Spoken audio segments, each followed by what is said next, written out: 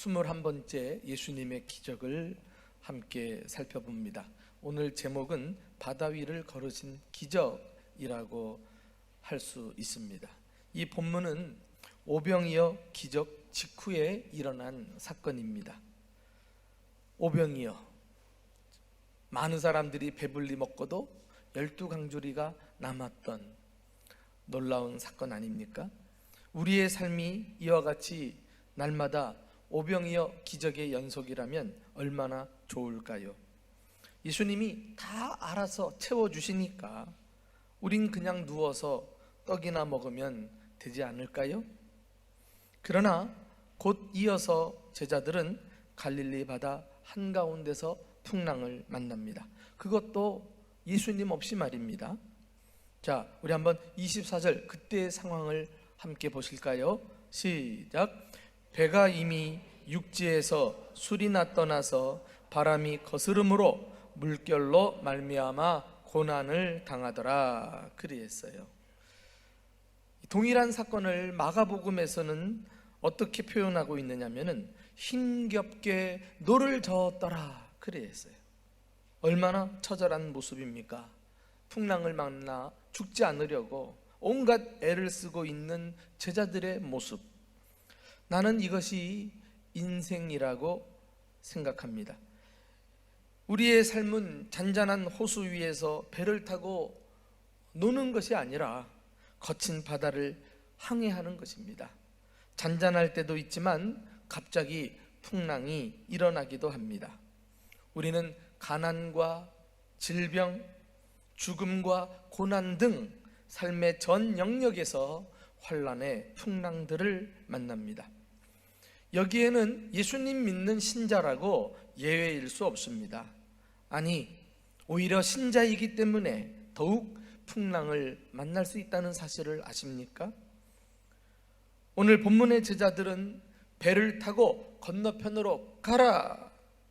예수님의 말씀에 순종해서 바다를 건너가다가 풍랑을 만났어요. 예수님 말씀에 순종하면 일이 잘 풀려야 하지 않을까요? 그런데 풍랑을 만난다는 것입니다. 자, 한번 이와 관련해서 22절 예수님의 음성을 직접 들어봅시다. 시작. 예수께서 즉시 제자들을 재촉하사 자기가 무리를 보내는 동안에 배를 타고 앞서 건너편으로 가게 하시고. 기억하십니까?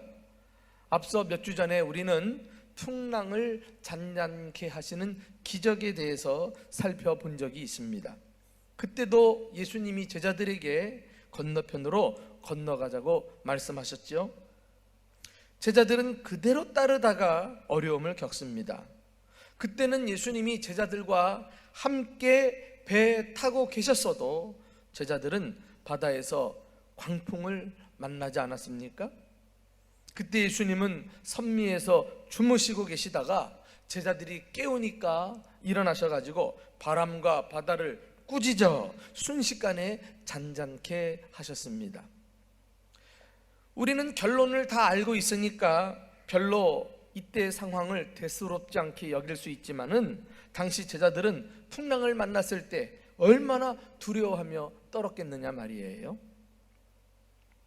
이와 같이 우리의 삶은 예수님이 함께 계셔도 말이에요, 또 떨어져 계셔도 예수님과 상관없이 언제든지 풍랑을 만날 수 있습니다. 그러므로 어려움을 겪을 때 일이 잘 안 풀린다고 괜히 예수님 섭섭한 마음 가지면 안 돼요.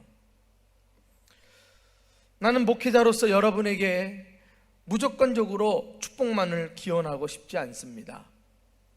오히려 인생을 솔직히 직면하는 법을 가르쳐 드리고 싶습니다. 그래서 인생의 바다에 풍랑이 일 때 당황하지 않고 헤쳐나가도록 도와주고 싶은 것입니다. 제가 한 번은 결혼식에 참석을 했는데 그 결혼식의 특징은 주례자가 당신의 아들을 주례하는 결혼식이었어요. 저는 목회자니까 관심 있게 그 결혼식 전 과정을 지켜보았습니다.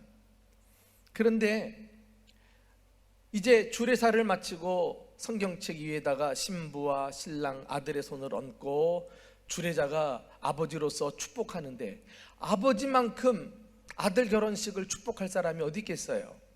마음껏 축복할 줄 알았는데, 그때 이 주례자가 아들의 결혼식에서 했던 기도가 지금도 제 귀에 쟁쟁합니다. 주여, 이들 앞에 결코 좋은 일만 있지 않을 것입니다. 살아가면서 가난과 질병과 환난과 고난이 찾아왔을 때 둘이서 잘 이겨낼 수 있도록 도와주옵소서. 이 얼마나 성경적이고 현실적인 기도입니까? 자, 여러분, 마찬가지로 여러분도 풍랑의 한복판에 있게 된다면 어떻게 해야 할까요? 제자들처럼 힘겹게 노만 저으면 될까요? 풍랑이 일 때 인간의 방법을 의지하는 것은 매우 어리석은 태도입니다. 풍랑은 어차피 우리 힘으로 다스릴 수 있는 것이 아니기 때문입니다. 그때 우리가 해야 할 일은 바로 하늘과 땅의 권세를 가지시고 바다를 다스리시고 주관하시는 예수님을 의지하는 것입니다. 혹시 인생의 풍랑 가운데서 힘겹게 노를 젓고 계신 분이 지금 이 자리에 와 계시지는 않으십니까? 그것은 주님을 바라보라는 신호입니다. 한 아버지가 지붕에 올라가 고칠 것이 있어서 사닥다리를 타고 올라갔어요. 어린 아들이 쫓아서 사닥다리를 타고 올라옵니다. 그런데 올라오다가 무서워서 벌벌 떨고, 또 올라가다가 무서워서 벌벌 떨고, 그때 아버지가 지붕 위에서 아들에게 말하는 거예요. 아들아, 아래를 바라보지 말고 아버지만 쳐다보고 올라와라. 이것은 대단히 신앙적으로도 적용에 범직한 원리가 아닐까요? 오늘 본문은 예수님을 삶의 방관자가 아니라 삶의 해결사로서 소개하고 있습니다.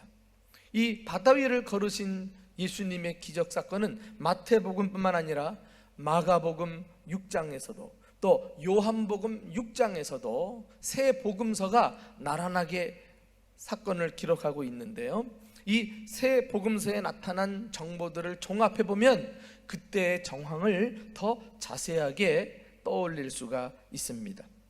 우리는 본문에 나타난 예수님의 움직임을 구체적으로 살펴보면서 풍랑을 만났을 때 우리에게 깨닫게 하시는 교훈 몇 가지를 함께 나누고 싶습니다.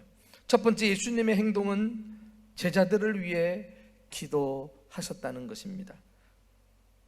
그 내용이 어디 나옵니까? 오늘 본문 23절 함께 읽어보실까요? 자, 시작.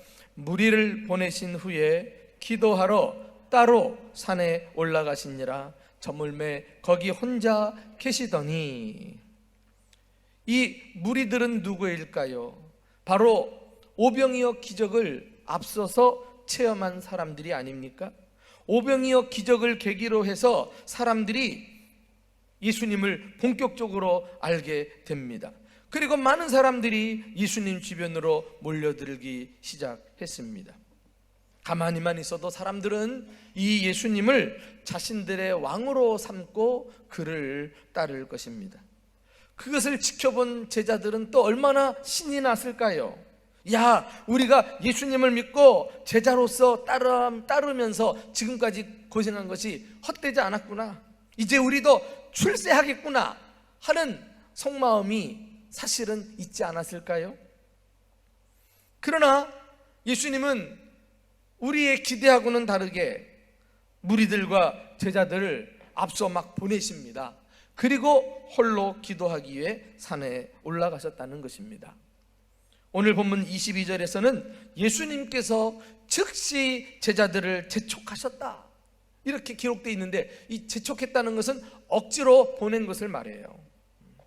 왜 예수님은 서둘러서 함께 계속 있고 싶어하는 사람들을 억지로라도 이렇게 해산시키시고 당신 혼자 산으로 올라가셔야만 했을까요? 여기에 예수님의 사역의 비밀이 있습니다.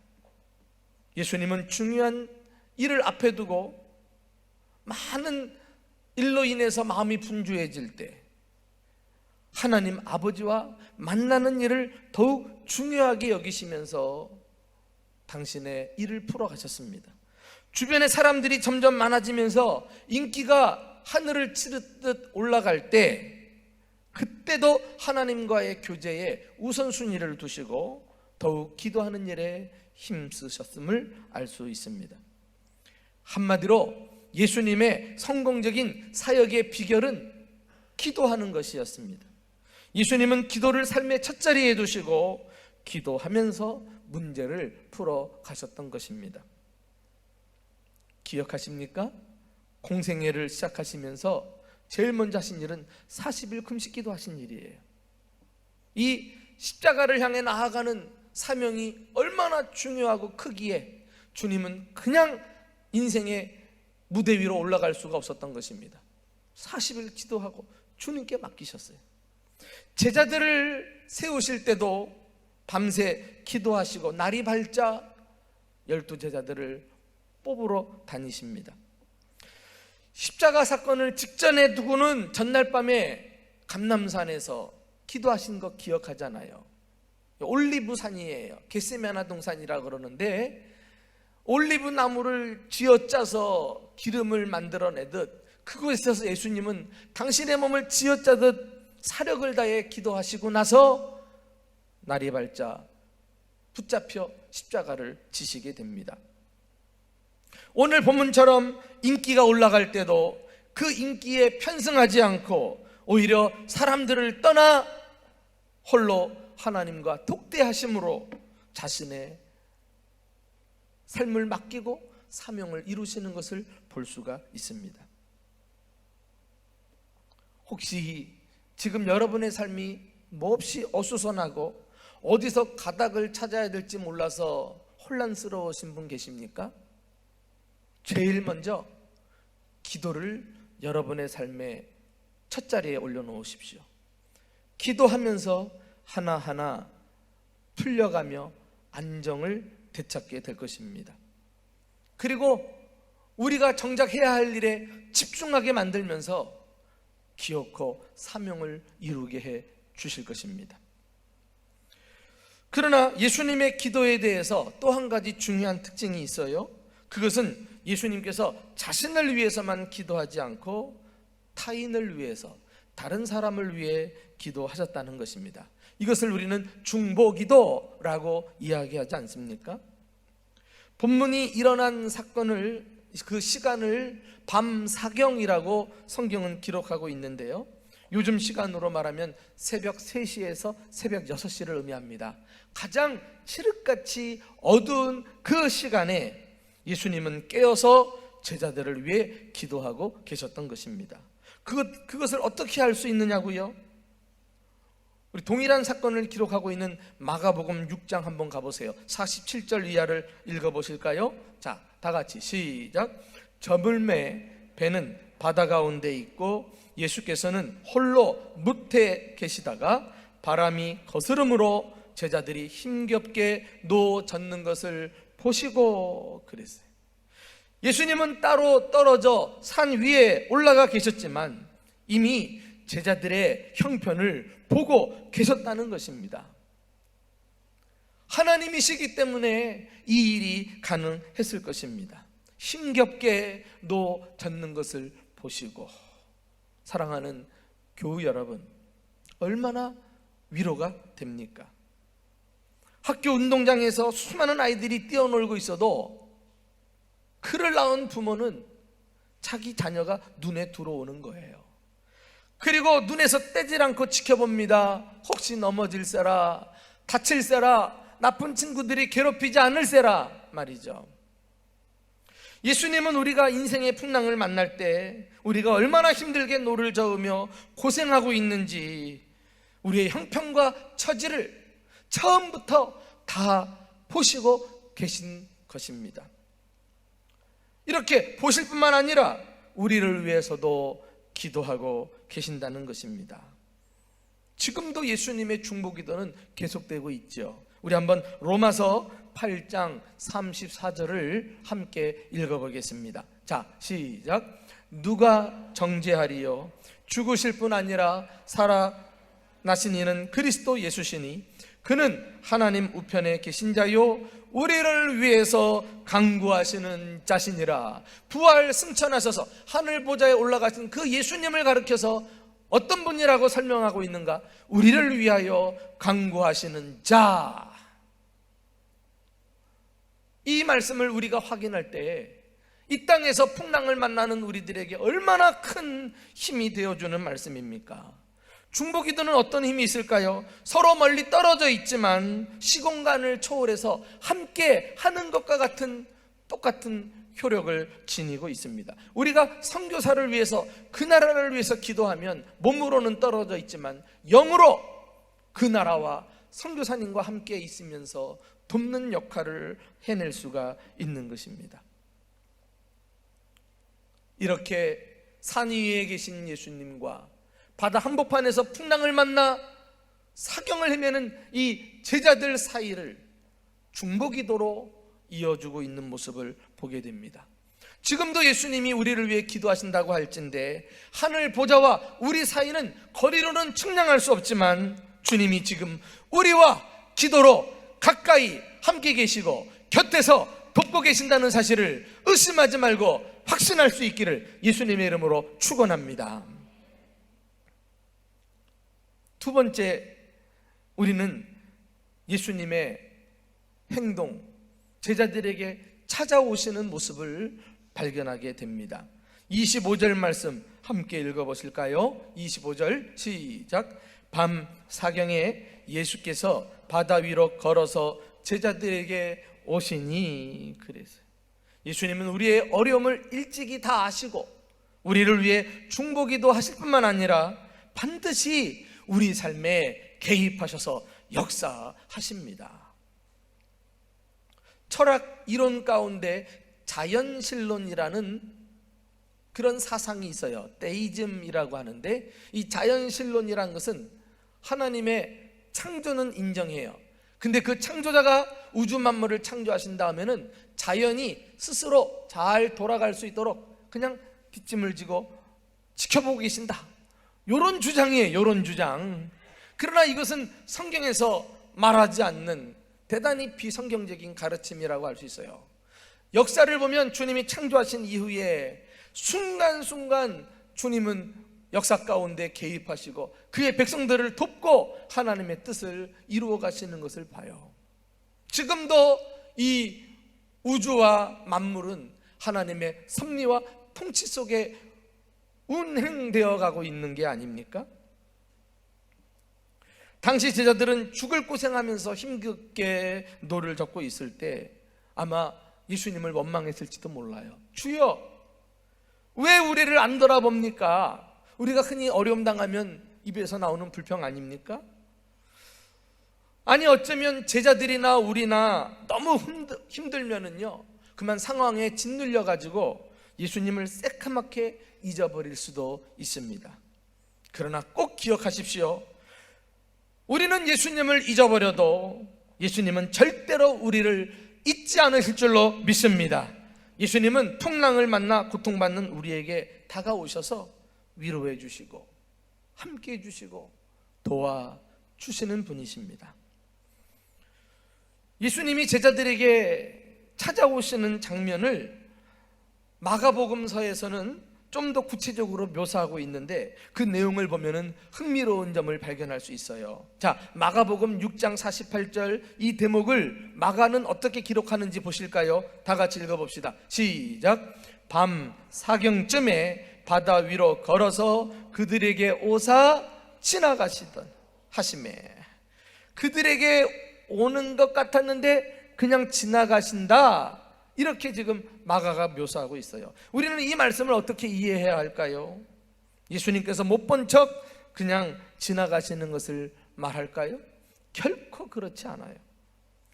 이 지나가신다는 표현은 구약 성경에도 자주 나오는 말씀인데, 하나님께서 자신을 역사의 무대 위에서 적극적으로 나타내실 때 사용되었던 표현입니다. 이것을 우리는 신의 현현이라고 소위 말하잖아요. 예컨대 출애굽기 33장에 가서 보시면은 모세가 주의 영광을 보여달라고 하나님께 간청을 합니다. 그때 하나님께서 뭐라고 말씀하시냐면은 내가 나의 모든 선함을 너 앞에 지나가게 하고 주라는 나의 이름을 내 앞에서 공포하리라. 하나님이 지나가심으로 당신의 존재를 나타내신다는 거예요. 열왕기상 19장 11절에 가서 보시면은 엘리야의 경우가 나오는데, 하나님께서 그에게 하나님의 산에 오르라고 명령하십니다. 그때 산에 올라가서 하나님을 만나는데, 어떤 하나님을 만나는가? 여호와께서 지나가시는데 크고 강한 바람이 산을 가르고 바위를 부수었다. 이렇게 표현하면서 초월하신 하나님, 그 위엄 있으신 하나님의 등장을 설명하고 있습니다. 이렇게 과거에 이스라엘 역사 가운데 자신을 나타내셨던 하나님께서 신약 성경으로 오면은 하나님이, 예수 그리스도께서 친히 자신을 나타내심으로 당신이 하나님이심을 만천하에 드러내고 계신 것을 깨닫게 됩니다. 이 본문에 바다 위를 걸으신 이 기적이야말로 예수님이 하나님이심을 보여주는 증거가 아닐까요? 예수님의 지나가심, 나는 이것을 하나님의 시위라고 이름을 붙이고 싶어요. 우리가 인생의 풍랑을 만났을 때 예수님은 우리에게 오셔서 자신의 능력과 위엄을 그 상황 속에서 드러내시며 시위하고 계십니다. 이 사실을 깨닫게 될 때 아무리 어려워도 그 풍랑 속에서 파도 소리만 듣지 마시고 부지런히 우리에게 찾아오시는 주님의 임재를 경험할 수 있기를 예수님의 이름으로 축원합니다. 그분의 음성을 들을 수 있기를 바랍니다. 어떤 음성이요? 자, 우리 이사야서 41장 10절을 다 같이 읽어보실까요? 자, 시작. 두려워하지 말라, 내가 너와 함께함이라. 놀라지 말라, 나는 내 하나님이 됨이라. 내가 너를 굳세게 하리라. 참으로 너를 도와주리라. 참으로 나의 의로운 오른손으로 너를 붙들리라. 할렐루야. 이 약속은 오늘날도 유효할 줄로 믿습니다. 우리 예수님 부활 승천하실 때 우리에게 주신 마지막 약속이 뭐예요? 내가 세상 끝날까지 너희와 항상 함께 있으리라. 할렐루야. 이 약속의 말씀을 다시 한번 깨닫게 될 때 우리는 어떤 풍랑에서도 믿음 가운데 평안함과 초연함을 유지할 수가 있습니다.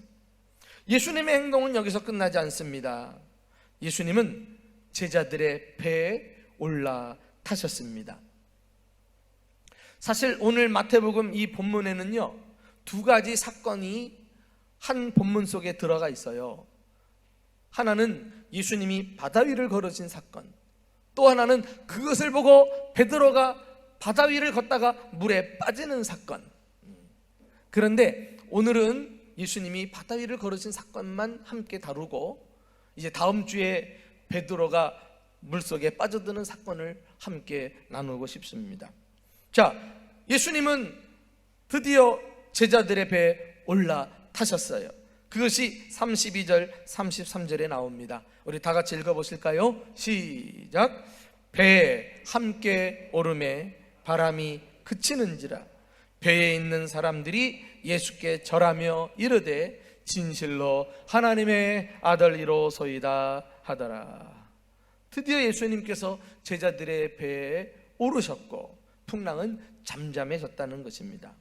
본문의 기록으로만 보면은 예수님이 제자들에게 찾아오셔서 일방적으로 배에 훌쩍 올라타신 것처럼 느껴질 수 있지만은 그렇지 않아요. 다른 복음서를 보면은 제자들이 예수님을 배에 모셔드린 것으로 되어 있습니다. 자, 우리 한번 요한복음 6장 21절 한번 다 같이 읽어볼까요? 자, 시작. 이에 기뻐서 배로 영접하니 배는 곧 그들이 가려던 땅에 이르렀더라. 제자들이 다가오는 예수님을 보고 기뻤다는 거예요. 그리고 적극적으로 예수님을 다 자기들의 배에 모셔드린 것 아니겠어요? 그렇습니다. 여러분, 은혜는 전적으로 하나님으로부터 오는 것이지만은 그 은혜를 소유하려면은 또한 전적으로 내 편에서 그것을 환영하고 믿음으로 받아들여야 하는 것입니다. 여기에 축복의 공식이 있어요.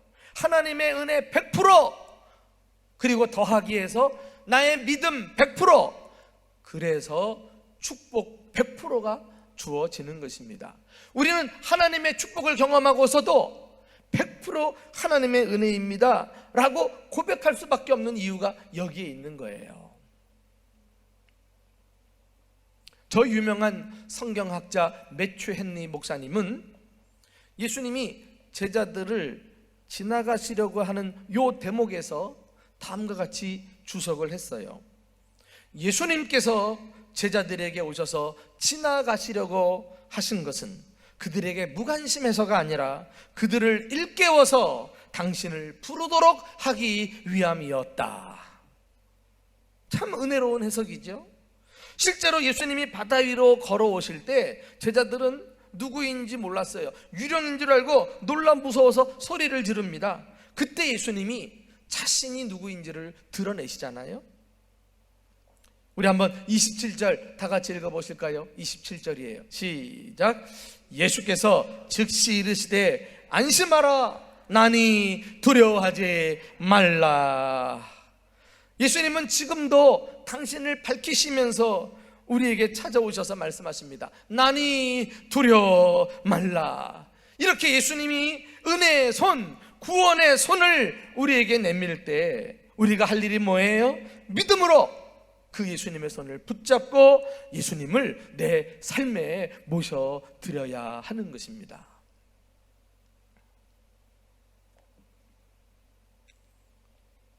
그러나 혹이라도 예수님을 모셔드리고 싶어도 내 마음의 공간 안에 내가 다른 것을 붙잡고 있다던가 예수님을 모시지 못할 만큼 온갖 복잡한 것들로 가득 채워져 있다면 어떻게 예수님이 우리 삶에 좌정하실 수 있을까요? 그러므로 예수님을 내 문제의 한 중심에 기꺼이 모시려고 하면은 내가 그동안 다른 것 붙잡고 있었던 거, 이거 다 내려놓을 줄 아셔야 돼요. 제자들이 여전히 자기 방법으로 노만 지으면 해결될 줄 알고 이 노를 붙잡고 있었으면 어떻게 문제가 해결됐겠어요? 아, 이건 내 방법으로 우리 수단으로 될 수 없는 것이구나. 주님을 보자 기쁘게 영접할 줄 알을 때 비로소 문제 해결에 실마리가 풀린 것 아니겠습니까?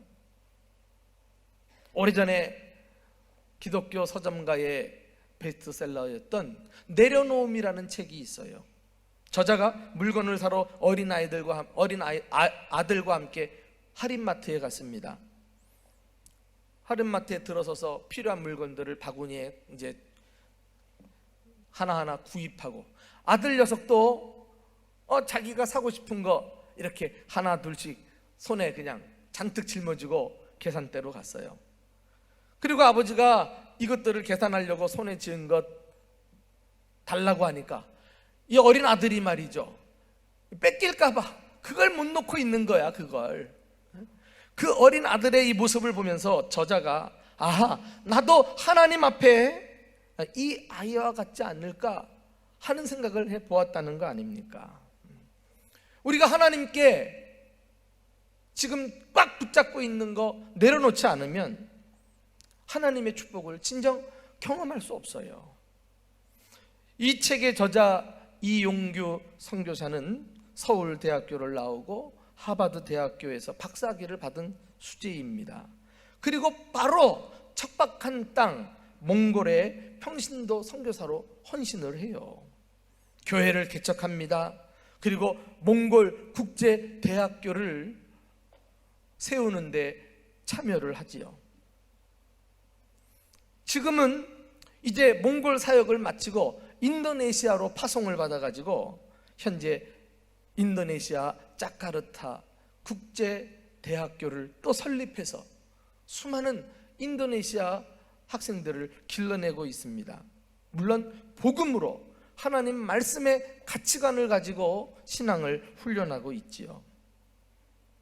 이렇게 안락한 미래를 보장받고 사람들의 기대를 한 몸에 받았지만 주님을 붙들고 모든 것 다 내려놓으니까 결국은 주님께서 더 크게 쓰시고 주님의 뜻을 이루는 사람으로 쓰임받는 것을 경험하게 됩니다.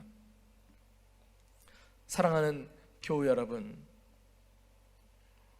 인생의 풍랑을 만나 주님 아닌 다른 것을 붙잡고 그것을 의지하고 있다면, 내려놓고 전적으로 주님께 맡기면 풍랑도 잠잠해지겠거니와 결국은 우리 앞길을 인도하셔서 아름다운 목적을 이루게 됩니다. 이 결국은 마태복음은 배에 오름에 바람이 그치는지라 이러고 끝나지만은 요한복음은 배는 곧 그들이 가려던 땅에 이르렀더라. 얼마나 아름다운 묘사입니까? 그들이 가려던 땅에 이르렀더라. 우리 힘으로 나아갈 수 없어요. 주님이 나와 함께 계실 때, 주님이 내 인생에 선장되어 주실 때 그분이 나의 나아갈 길을 열어주시고 인도해 주시고 도달하게 해 주실 줄로 믿습니다. 자, 우리 한번 이와 관련해서 잠언 3장 5절 6절을 함께 읽어보실까요? 다 같이 시작. 너는 마음을 다하여 여호와를 신뢰하고 내 명철을 의지하지 말라. 너는 범사에 그를 인정하라. 그리하면 내 길을 지도하시리라. 예수님은 지금도 우리의 형편과 사정을 아시고 우리를 위해 기도하고 계십니다. 우리를 지켜보실 뿐만 아니라 우리 삶 속에 직접 찾아오셔서 우리 안에 머물기를 원하고 계십니다. 인생의 풍랑을 만났을 때 그 주님을 바라보세요. 주님 다가오실 때 그냥 지나가게 하지 마세요. 지금까지 붙잡은 거 다 내려놓고 주님만을 붙들고 내 삶에 모셔드리기를 예수님의 이름으로 축원합니다. 그리하면 배는 곧 그들이 가려던 땅에 이르렀더라. 소원의 항구에 기어코 도달하게 해서 우리에게 참된 기쁨과 평안과 안식을 주시는 주님을 남은 여생도 함께 경험하며 사는 저와 여러분 되시기를 예수님의 이름으로 축원합니다.